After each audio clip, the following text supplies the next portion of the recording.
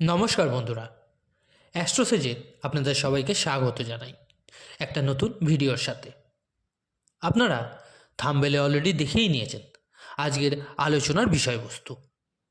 যতই বরবাদ হয়ে গেছেন না কেন এই 7.5 বছরের শনির সাড়ে আমি আপনাকে গ্যারেন্টি দিচ্ছি 2025-এ আপনি কামব্যাক করতে চলেছেন এবং নতুন অবতারে।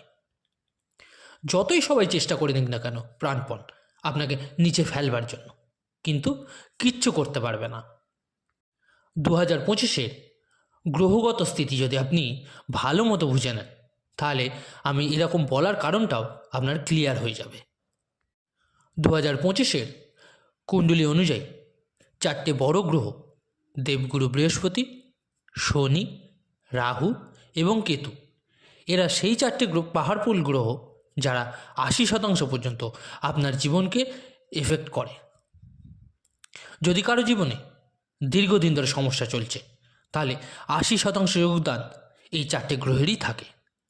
আর দীর্ঘ সময়ের মধ্যে যদি আপনি সর্বোচ্চ উচ্চতা প্রাপ্ত করে থাকেন, তাও কিন্তু এই 80% যোগদান এই 4টে গ্রহেরই থাকে। আর 4টে গ্রহের অবদান 2025-এ অনেক বেশি হওয়ার আরেকটা কারণ হলো এই 4টে গ্রহই আপনার রাশি পরিবর্তন করবে। এক এক করে বুঝে নিন এই 4টে গ্রহ যে 80% অবদান রাখতে চলেছে তারা কি সংকেত দিচ্ছে। এখানে বলে রাখি, আপনারা যারা নিজের বাচ্চার প্রেডিকশন করাতে চাইছেন তারা অবশ্যই আমার টেলিগ্রাম চ্যানেল জয়েন করে নেবেন। লিঙ্কটা ভিডিও ডেসক্রিপশানে পেয়ে যাবেন। আর যে সকল বন্ধুরা নিজেদের রেমেডিস বা প্রতিকারের জন্য স্টোন ব্যবহার করতে চাইছেন তারা অবশ্যই এই ভিডিওর ডেসক্রিপশানে আরেকটি লিঙ্ক দেওয়া থাকবে, একবার ক্লিক করে দেখে নেবেন। নেওয়া না নেওয়াটা সম্পূর্ণ আপনার ওপর, কিন্তু আমি কী ধরনের জিনিস ব্যবহার করতে বলছি সেটা ওখানে গেলে আপনি বুঝতে পারবেন। এবার মূল আলোচনায় ফিরি। প্রথমত, আপনার লগ্নস্বামী শনিদেবী 29শে মার্চ 2025-এ কুম্ভ রাশি ছেড়ে মীন রাশিতে প্রবেশ করবে। এখান থেকে আপনার শনি 7.5 সমাপ্ত হবে। আর বিশ্বাস করুন যেন মাথার ওপর আপনার পাথর সরে যাবে, এরকম একটা ফাস্ট অনুভূতি হবে 29শে মার্চ 2025 থেকে। এখানে আর একটা অবস্থা নির্মিত হচ্ছে যে যাওয়ার সময় শনিদেব অর্থের কিছু রাস্তা খুলিয়ে দিয়ে যায়। এবার থেকে আপনার মাথায় অনেক ধরনের আইডিয়া আসবে যে কিভাবে নিজের জীবনকে উন্নতির দিকে এগিয়ে নিয়ে যেতে পারি। যারা আপনার পেছনে লেগেছিল, আপনার ক্ষতি চাইছিল, তারাও এবার বদলে গিয়ে বন্ধুসুলভ আচরণ করা শুরু করবে। শনির 7.5 চলাকালীন এই 7.5 বছরে যে আপনাকে 1 টাকার জন্য সাভার করিয়েছিল, কিন্তু এবার আপনি দেখবেন অর্থের স্থিতি আপনার জন্য মজবুত হতে স্টার্ট করবে। পরিবার, আত্মীয় স্বজনের মধ্যে মান সম্মান, প্রতিষ্ঠা বৃদ্ধি হতে পুনরায় আপনি দেখতে পাবেন। আপনার কথাকে যারা ইগনোর করছিল তারা এবার আপনাকে ভ্যালু দিতে শুরু করবে। নো ডাউট শনিদেব মীন রাশিতে গিয়ে মকর রাশিদের পরিশ্রম করাবে, কিন্তু এবার পার্থক্য কী হবে? বিগত সময় কি হচ্ছিল, 7.5 চলাকালীন লাখ চেষ্টা করেও আপনার পরিশ্রমের ফল আপনি পাচ্ছিলেন না, কিন্তু এবার যা পরিশ্রম করবেন তার রেজাল্ট অবশ্যই আপনি দেখতে পাবেন। ভাগ্যের সঙ্গ দেখতে পাবেন।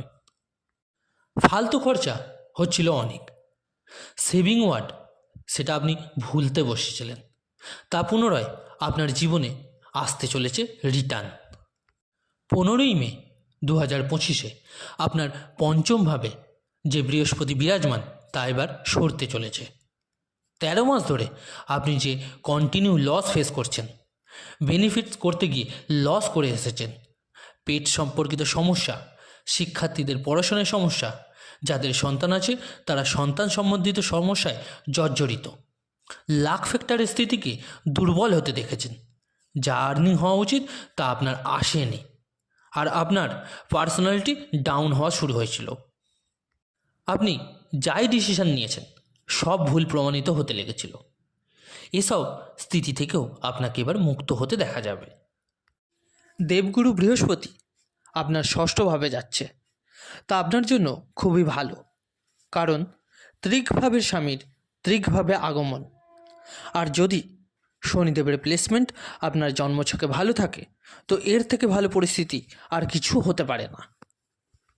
যে সমস্ত অবস্ট্যাকেল এতদিন ফেস করতে এসেছেন তার থেকে মুক্তি যে পাবেনই তাতে কোনো দ্বিমত হতে পারে না।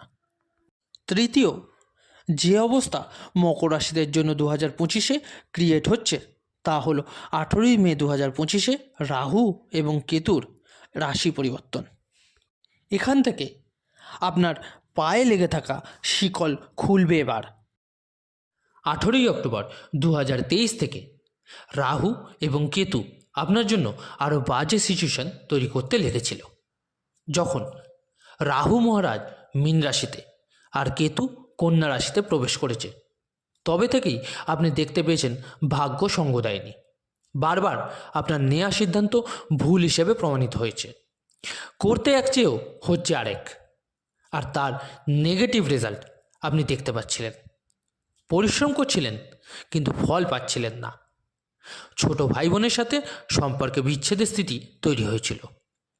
এর সাথে আকস্মিক লসও আপনাকে দেখতে হয়েছিল।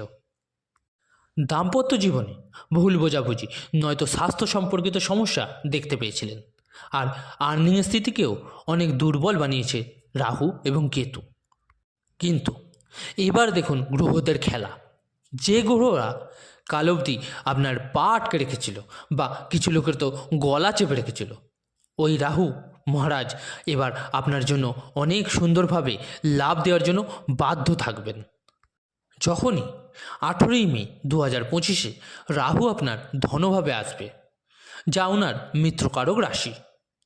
রাহুর নিজের কোনো ঘর নেই, উনি যেই ঘরে বিরাজ হয় সেই ঘরেই গ্রহ অধিপতির মতন আচরণ করতে শুরু করেন।